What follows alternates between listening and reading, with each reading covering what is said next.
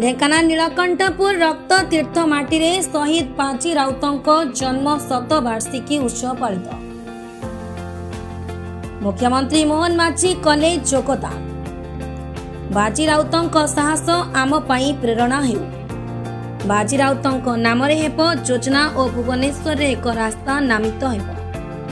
बाजी राउतंक जीवन स्वल्प किंतु तांक वीर गाथा चिरदिन पई प्रेरणादायी। 120 कोटी टंका रे बाजी राउत स्पोर्ट्स कॉम्प्लेक्स हेब युवा वर्गक उत्थान केन्द्र। 50,000 कोटी शिल्प तथा 30,000 कोटी सौर शिल्प रे समृद्ध हेब ढेंकानाल। भारतर गौरव ओडिशार गर्व शहीद बाजी राउतंक साहस और त्याग ओडिया जातिर वीरत्वर परिचय दिए। मात्र 12 वर्ष बयस से ब्रिटिश गुली आगरे छाती पतई देथिले। बाजी राउतंक साहस युवा वर्गक आदर्श समृद्ध ओडिशा विकसित भारत गठन रे बाजी राउतंक पथ अनुसरणीय बोली कहिसंती मुख्यमंत्री मोहन चरण माझी। ढेंकानाल भुवनर बाजी राउतंक जन्मस्थान नीलकंठपुरଠାରେ आयोजित बाजी राउतंक जन्म शतवार्षिकी समारोह रे जोग देई आज मुख्यमंत्री श्रद्धांजलि अर्पण करिसंती। बाजी राउतंक आदर्श को उज्जीवित रखिबाकू भुवनेश्वर रे एक रास्ता को बाजी राउतंक नाम रे नामित कराजिबा सह बाजी राउतंक नाम रे कल्याणकारी योजना कार्यकारी कराजियो बोली मुख्यमंत्री कहिसंती। मुख्यमंत्री बाजी राउतंक स्मृति पीठ रे बाजी राउतंक प्रतिमूर्ति रे माल्यार्पण करी श्रद्धांजलि जणाइथिले। बालुका कला और फटोचित्र प्रदर्शनी को उद्घाटन करथिले। बाजी राउतंक गाँ को बरपुत्र आदर्श ग्राम भावे घोषणा करा जाई उन्नति कार्य करा जाउछि। बाजी राउतंक स्मृति रे ढेंकानाल ठारे 120 कोटी टंका व्यय रे बाजी राउत स्पोर्ट्स कॉम्प्लेक्स निर्माण पई भित्ति प्रस्तर स्थापन होइछि, जहाँ युवा पीढ़ी क्रीड़ा प्रति थिबा उच्च आशा को आहुरी आगकु नै जिवो। एही स्पोर्ट्स कॉम्प्लेक्स द्वारा जिले में क्रीड़ा भित्तिभूमि अर्थात युवा शक्तिर उत्थान हेब बोली मुख्यमंत्री कहिसंती। ढेंकानाल जिले में 50,000 कोटी टंकार ऊर्ध्व व्यय हेबाकु थिबा शिल्प प्रकल्पर शुभारंभ होइछि।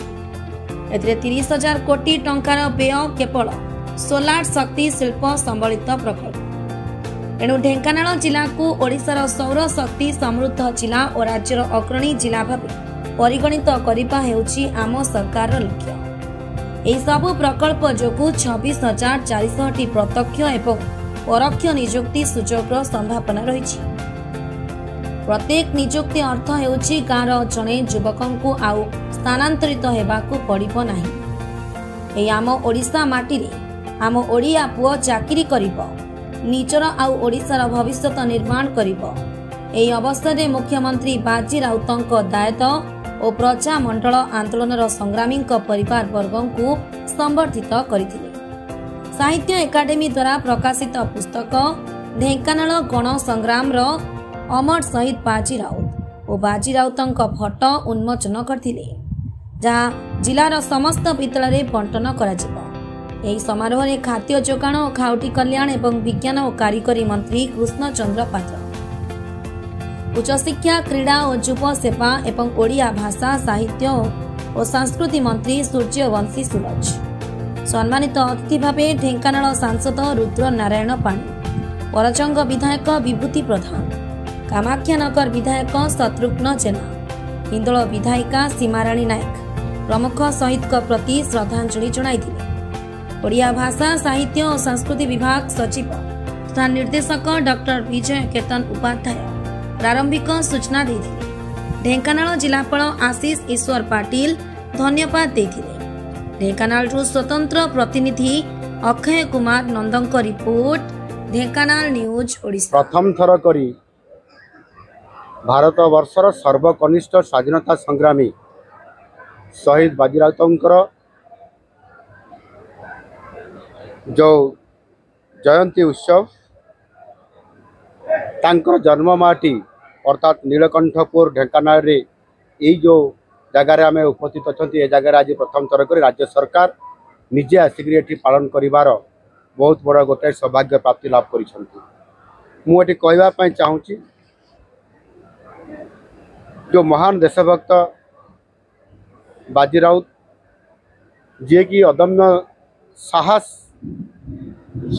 साहसर सहित साहस संचय करी से जेभली भाव में 12 वर्ष बयस से इंग्रेज मानकर विरुद्ध इंग्रेज मानकर नीति विरुद्ध शोषण विरुद्ध जेभली भाव में से तांकर साहस देखते आदर्श देखते ता भारत वर्ष इतिहास विरल।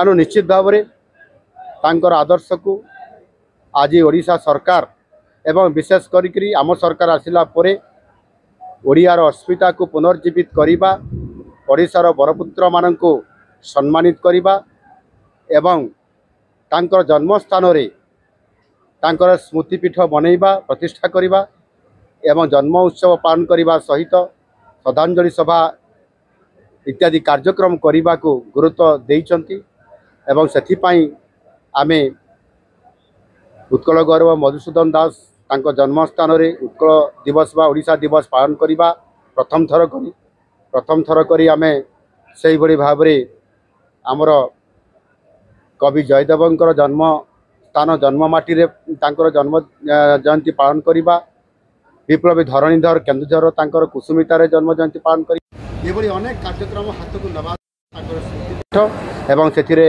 म्यूजियम प्रतिष्ठा करने तांकर वार्ता को तांकर आदर्श को अनुप्राणित हवापाई जेभली भाव में कार्यक्रम करने कथा आमे ताहा आज अनुपालन करुचु।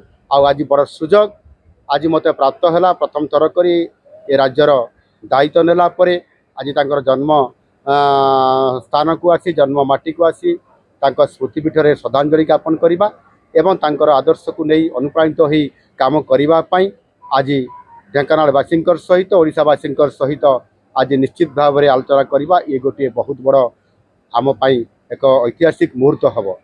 ए गोटे कथा कहबी ए बाजी राउतंकर प्रतिमूर्ति विधानसभा परिसर रे तांको विधानसभा सामना रे अच्छी से सकाळे मु सेठी श्रद्धांजलि ज्ञापन करी एवं आज जहाँ एठी दाबी होइछि मंच तरफ आज ये कार्यक्रम तरफ भुवनेश्वर राजधानी रे एक रास्ता को बाजी राउतंकर नाम रे नामित करिबा पई ताकु मध्य निश्चित भाव में कराजिबो एवं बाजी राउतंकर नाम रे शहीद बाजी राउतंकर नाम रे मध्य विभिन्न प्रोग्राम कार्यक्रम को मध्य नामित करा जाई मध्य आगामी दिन रे कराजिबा पई मध्य आम सरकार ताकु विचार को नैछंती।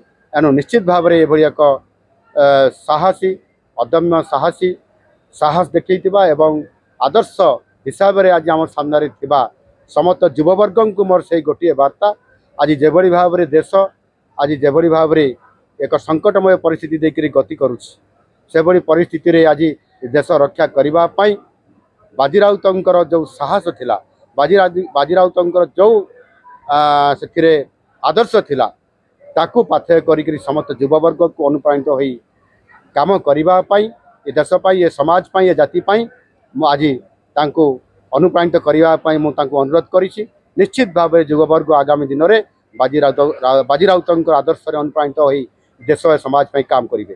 धन्यवाद।